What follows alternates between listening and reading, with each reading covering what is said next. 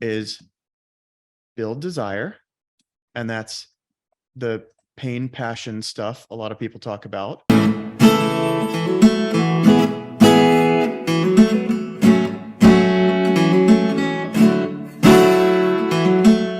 of the things that we could do, I'm gonna talk for just a second about something that's not on my normal slideshow. So magic feelings. What does someone have to feel in order to buy and buy happily? What do they have to keep feeling in order to stay long term? Those are the set of feelings that you care about right there.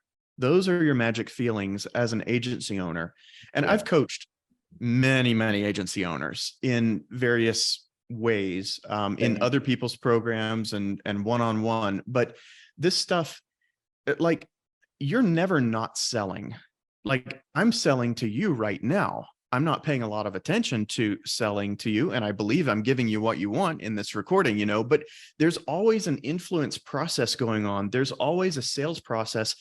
Leadership is management, is sales, is persuasion, is influence, is coaching, is pastoring, is romance, is parenting. It's all the same thing. Like 50% of sales, it overlaps with every other type of sales. And then the other stuff is technicals and the funnel, right? So this stuff here, these magic feelings, you can literally chart these out and say, okay, have I got the feeling yet? Have I made the right feeling yet to get them to buy? And that's a powerful question you can ask. Do they have the right feeling in order to buy right now? If not, keep going. I mean, that's pretty much how that works. It's such a simple equation for sales. There's only about two things that you can really accomplish on a sales call, and two things you can do on a call. One is build desire, and that's the pain, passion stuff a lot of people talk about. And then two is reduce fear of risk.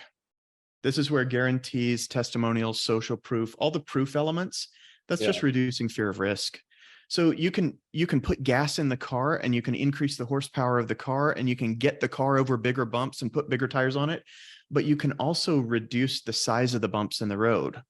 And I found a tremendous number of newer salespeople, people closer to the beginning of their journey, they focus extremely much on one of these.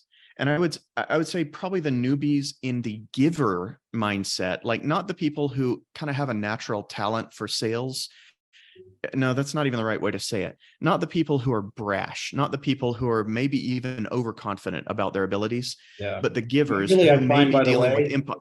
What's that? A lot of the guys who are like the brash are usually like 18 to 24 males, and then a lot of the kind of types that I work with, I'm not saying are exclusively, but they've been around a while. They often have families and things like that, and they're once somebody's grown out of the 22-year-old alpha male wannabe mindset, that's when we start to get the more mature people. But if they're new to selling, if they're coming out of corporate, they tend to focus on reducing fear of risk. You can't stay there. You can't stay there. That's important, but you also have to build desire. And so those two things, if you do those two things to the appropriate levels on a sales call, you've got your sale. That's it right there.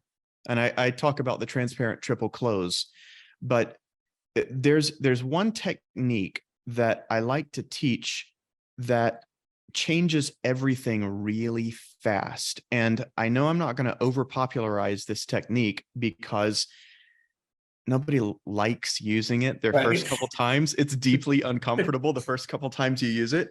Could I just say we are of the same school of thought, because I've heard the same myth for a bazillion years. You never mention the price until the very end, until they contextualize it. And so I did a lot of that. I am now of Mhm. the opinion that the reason why most people don't put their price up front is because they can't articulate the ways in which they're different. And they have a lot of what I call me too offers.